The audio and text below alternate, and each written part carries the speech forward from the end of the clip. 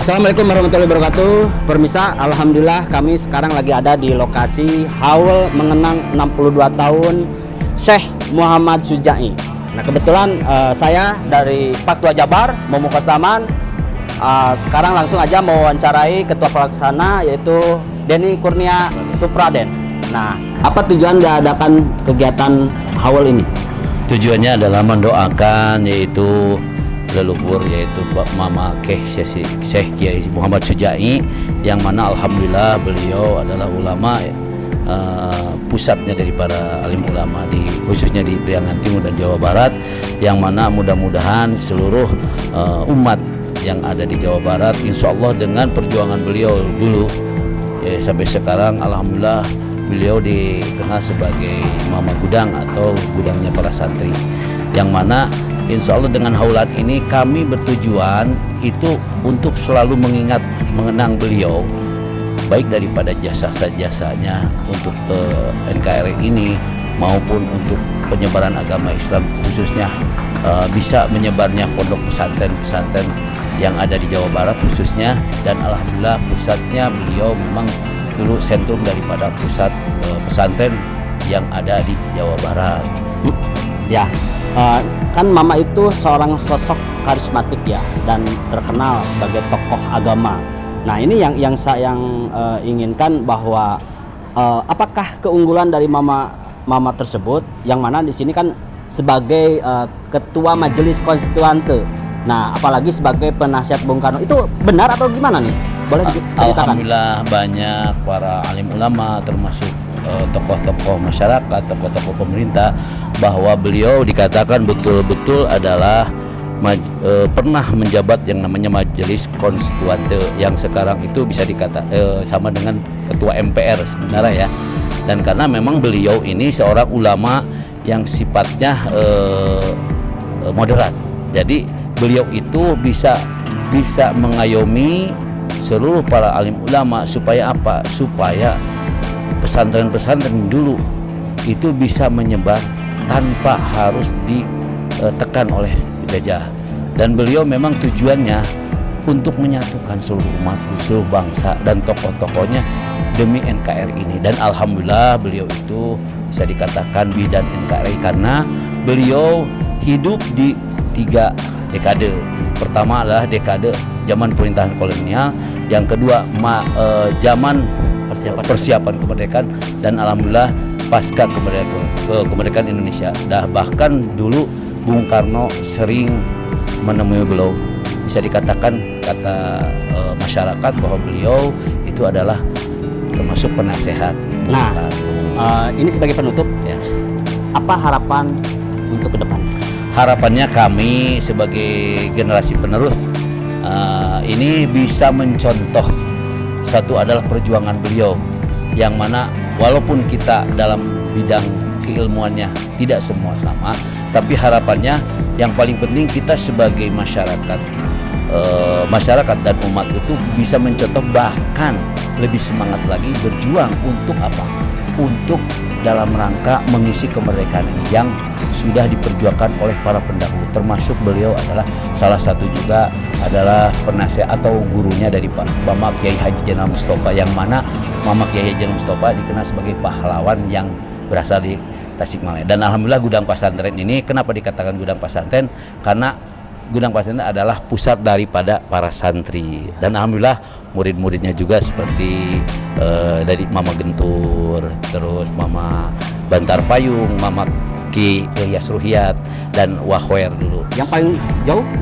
Yang paling jauh itu dari Gentur dan Sukabumi, Mama Gentur, jadi Mama Syatibi ya, alhamdulillah. Bahkan dari Banten juga, tapi ya intinya tidak semua saya ketahui, tapi alhamdulillah kami sebagai duriah dari Mama Gudang berbangga, dan alhamdulillah mudah-mudahan dengan perjuangan beliau kami juga bisa mendapatkan keberkahan dan rasa kasih sayang mahabbah, dan alhamdulillah muhibin dari seluruh penjuru Jawa Barat, bahkan ada yang dari luar Jawa Barat, alhamdulillah bisa menghadiri acara haulan mengenang 62 Mama Kiai Haji Syuja'i. Oke lah, itulah permisa wawancara dari ketua pelaksana. Mudah-mudahan Haulan ini menjadi refleksi untuk mengenang sejarah dan tidak dilupakan lagi. Kebetulan sekarang ada perwakilan keluarga besar Duriyah Mama Kudang. Nah, Dr. Haidar, bagaimana nih hari ini? Alhamdulillah wa syukurillah.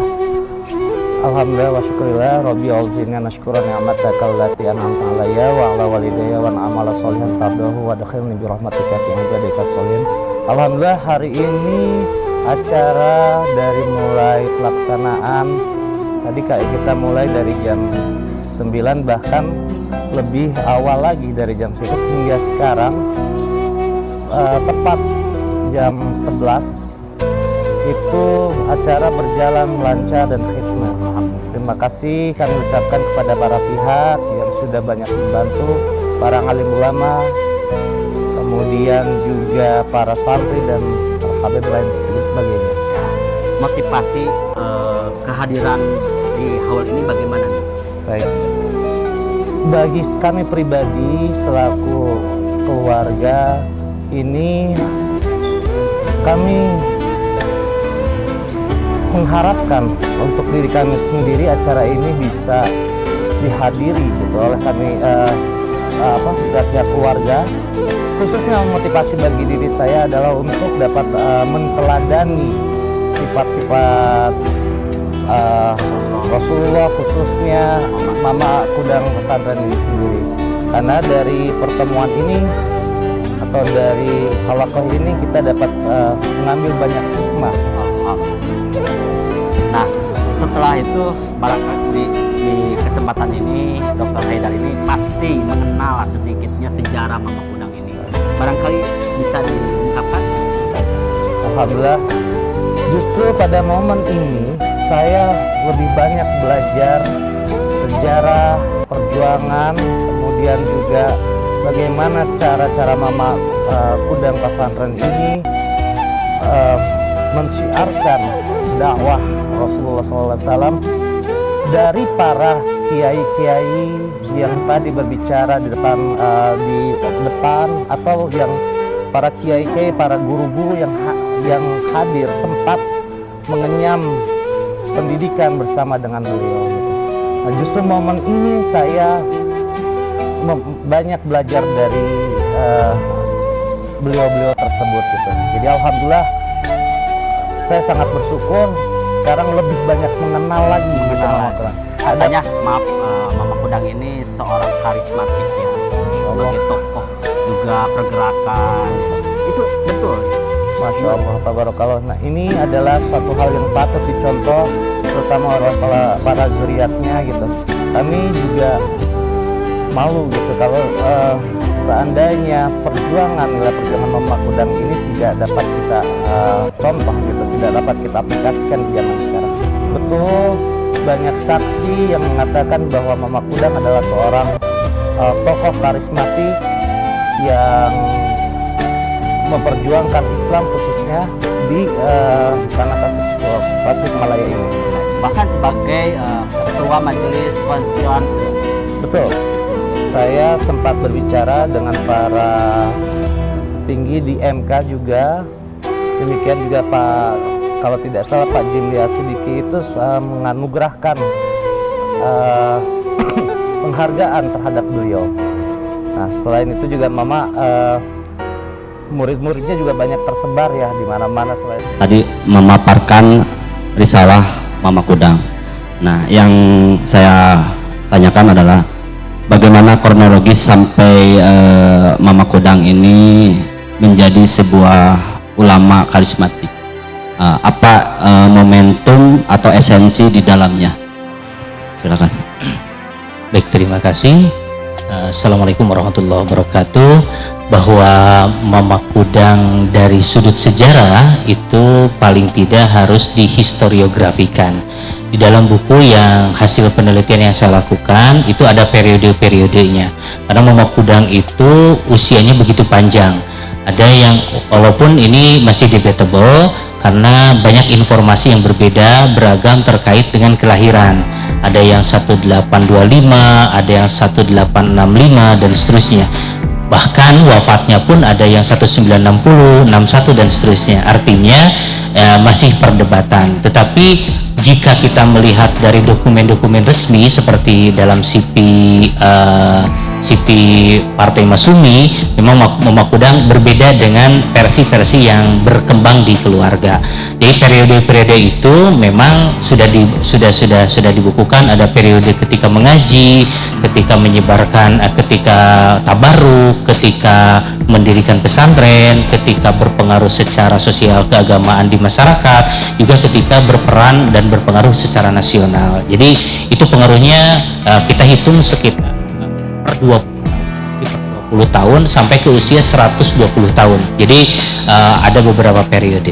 Jadi kalau beliau menjadi ulama karismatik, tentu saja tidak berangkat dari ruang yang kosong, berangkat dari ruang yang sangat berisi, mulai dari berguru kepada ayahnya, berguru kepada ulama-ulama kota Tasik seperti Bapak Kiai Adroi yang mengajarkan Al-Quran, walaupun beliau adalah kiai yang mohon maaf tidak bisa melihat, lalu Kiai Abdul Fattah sambil membatik, lalu beliau juga ke Mama Adroi di Bojong di Garut, di mana Mama Adroi inilah sebetulnya yang mempertemukan Mama Kudang dengan Kiai Rusdi. Kiai Rusdi itu adalah ulama pintar, sangat cerdas dan jenius, dan diikuti atau Mama Adroi memerintahkan kepada Kiai Rusdi untuk ditemani oleh Mama Satibi atau Mama Gentur yang 9 tahun beliau belajar di Kudang. Jadi sebetulnya Mama Kudang itu magnumnya itu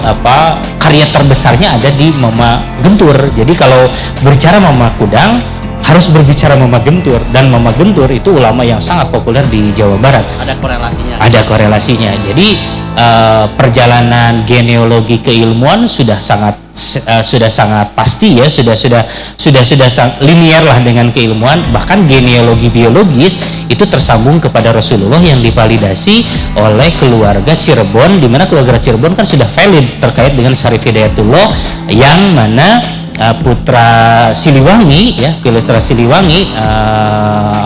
Walang Sungsang itu menikah, atau Syekh Mudaim menikah dengan putra Raja Israel di Mesir, yang tentu saja keturunan dari Rasulullah yang melahirkan Syekh Syarif Hidayatullah. Jadi secara biologis valid, secara ideologis atau keilmuan juga valid, dan secara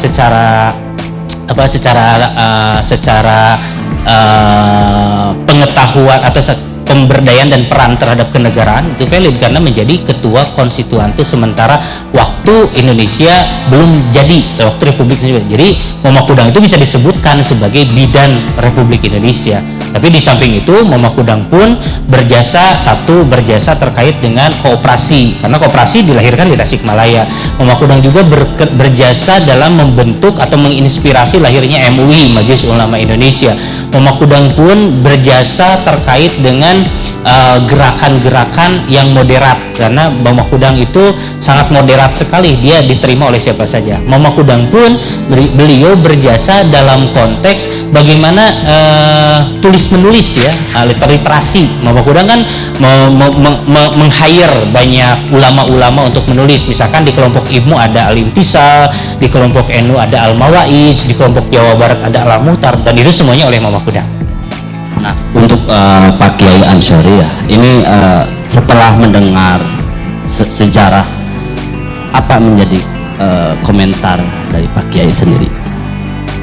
Ini motivasi ya, ketika kita mendengar perjuangan pahit ketirnya sampai menjadi orang besar sukses, tapi kita sebagai generasi harus bisa mencontoh seperti beliau.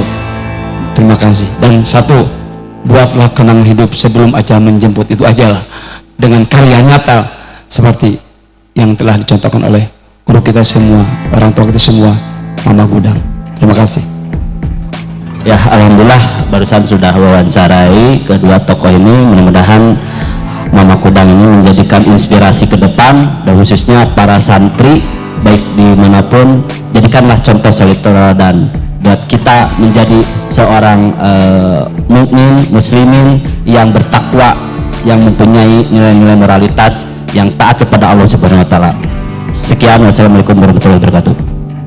Pada kesempatan ini saya lagi ada di masjid dan kebetulan di sini ada sebuah makam yang mana ini makam Syekh Muhammad Syujai yang dikenal Mama Kudang. Dan alhamdulillah waktu pada saat pemerintahan Hindia Belanda pada tahun 1913 ini yang pemerintah Hindia Belanda ini bahwa namanya Sukapura diganti menjadi Tasikmalaya. Setelah itu berganti juga ibu kota dari Manonjaya ke Tasikmalaya. Dan sejarah ini jangan terlupakan bahwa betul-betul harus merefleksikan dan mengenang bahwa ternyata Tasikmalaya ini penuh dengan para tokoh-tokoh ulama besar. Dan kita bisa saksikan, kita lihat makamnya sampai di sana. Mari kita dilihat.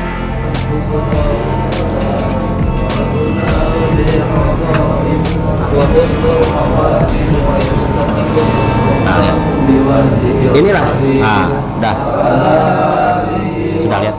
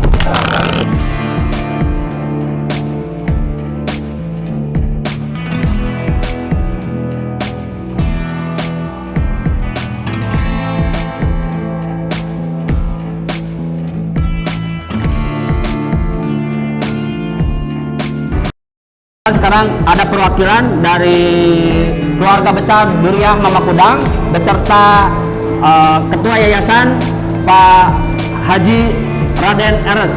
Nah, sekarang langsung aja kita menanyakan pertanyaan yang saya tanyakan. Pertama, dalam kegiatan awal mengenang 62 tahun Syekh Muhammad Syujai, pesan apa yang akan disampaikan kepada masyarakat? Bismillahirrahmanirrahim. Assalamualaikum warahmatullahi wabarakatuh. Pada dasarnya hal ini adalah satu perjalanan di mana kita mengenang sesepuh kita, terutama dalam hal ini Mama Kudang Pesantren yang terkenal dengan Mama Syujai. Ya. Pada dasar keseimbangan keseluruhan dari perjalanannya membangkitkan giroh kembali masyarakat untuk mengembangkan keilmuan keagamaan sesuai dengan apa yang pernah Mama jalankan. Dan kita berharap masyarakat akan semakin meningkat antusias menjalankan keilmuan-keilmuan, menjalankan keagamaan. Setelah adanya hal ini, masyarakat akan semakin banyak yang mencari ilmu pada dasarnya seperti itu. Dan tidak terlupakan sejarah ya? Ya, sampai jangan melupakan sejarah. Itu mungkin yang terutama sekali. Mari kita kejar untuk mencari ilmu sesuai dengan apa yang sering Mama katakan. Terus rencana apa khususnya Yayasan As-Syujai ini untuk ke depan? Barangkali punya harapan, silakan. Mama, Yayasan As-Syujai itu mempunyai yang namanya DKM, kemudian punya yang namanya pesantren, juga punya yang namanya MTS. Ya. Harapan kita bahwa keseluruhan dari unsur yang ada itu di DKM semakin tambah solid dengan kemasyarakatannya. Tentu nanti harapannya bahwa di sana akan adanya pengajian. Ya, 1 bulan 1 kali rutinitas Akan yang diagendakan ya? Diagendakan untuk pengajian tafsir, hadis terutama. Kemudian di bidang pendidikan di MTS-nya, semoga saja masyarakat mengetahui bahwa MTS di Kudang itu masih eksis dan luar biasa. Sekarang bahkan ketika kemarin kejuaraan untuk pelajaran fisika itu, dia masuk sampai 10 besar di tingkat provinsi. Dan saya juga berharap nanti kita kembali lagi pesantren yang pernah diajarkan mama. Pada jalur mama yang seperti itu adanya. Betul. Dan saya yakin itu akan terjadi karena kemufakatan atau karena dukungan, karena kebersamaan para duriah misalnya. Oke, itu. Terima kasih. Nah, ini saya akan mewawancari lagi yang sebelah kanan nih, khusus. Nah, Ustadz Niknik ya mewawancarai, dan salah satunya menanyakan terkait dengan Syekh Muhammad Syuja'i sebagai tokoh agama dan seorang ulama karismatik. Bisa dijelaskan mengapa sampai bisa disebut seorang tokoh agama dan seorang ulama karismatik? Barangkali bisa dijelaskan. Kita dengar dari orang tua kita, kakek saya sendiri, bahwa beliau oleh Allah Subhanahu wa Ta'ala diizinkan untuk bisa menjadi sebab lahirnya pondok-pondok pesantren yang ada di sekitar Tasikmalaya, sekitar Jawa Barat, bahkan mungkin di luar itu. Jadi kita dengar pondok-pondok yang terkenal seperti Cianjur, Kemagenturnya pun adalah sekitar 9 tahunan mondok berserta orang tua kita, yaitu Mama Syuja'i. Kemudian demikian pula Gunung Puyuh, Sukabumi, demikian pula yang lain. Nah, kenapa dikatakan karismatik? Dikarenakan dengan izinnya Allah SWT ketika beliau masih hidup, masih ada, mengundang datangnya ulama-ulama, baik itu untuk tabahur, baik untuk tabaruk, atau langsung untuk menuntut ilmu di dengan beliau. Dan kita dengar, Masya Allah, semua yang dilahirkan atau berangkat dari penggunaan pesantren dengan izin Allah, Allah jadikan ulama-ulama yang tersebar di seluruh alam. Mama Kudang ini salah satu tokoh agama, dan salah satu melahirkan para ulama besar, dan termasuk Kiai Jena Mustafa. Nah, barometer yang kita angkat di Tasikmalaya ini, sehingga esensi apa yang menjadikan untuk ke depan sebagai inspirasi untuk para santri atau masyarakat yang akan tergabung di dalam pondok pesantren Mama Kudang ini? Ya, intensinya yaitu untuk kita minimal kita harus bisa memiliki apa yang telah diajarkan oleh Mama, adalah seperti Mama itu sudah mentelurkan alumni-alumni yang begitu hebat ya. Seperti Mama Gentur. Itu di daerah mana itu? Itu daerah Cianjur. Ya, banyaklah yang Mama mentelurkan ulama-ulama yang berkarismatik. Closing statement ini salah satu sejarah Mama Kudang ini menjadikan sebuah pemersatu bangsa, dan kedepannya ini jadi apa yang nanti akan menjadikan sebuah momentum untuk kedepannya dalam pergerakan khususnya di pesantren Mama Kudang ini? Kalau menurut sejarah ya, Mama itu mengajarkannya bukan saja dohirnya, bahkan mengajarkan dengan secara batinnya. Dalam arti bukan saja ilmu-ilmu fikih, tapi ilmu-ilmu seperti ilmu tasawuf, ilmu itunya sangat bagus sekali. Ya, alhamdulillah ini di akhir penghujung pemirsa, kami titip pesan bahwa kepada generasi muda khususnya Kota Tasikmalaya, bahkan khusus pada umumnya Jawa Barat dan se-Indonesia, saya menitip pesan bahwa kebaikan itu berarti harus kita mendidik para anak-anak juga, khususnya di permasalahan moralitas. Moralitas ini tentunya akan menjadi taat kepada Allah Subhanahu wa taala. Sehingga tentunya ini menjadikan contoh untuk ke depan. Semoga renungan atau haul Mama Kudang ini yang ke-62 tahun semoga menjadi berkah, rahmat lillahi taala. Kita tutup sekian. Wassalamualaikum warahmatullahi wabarakatuh.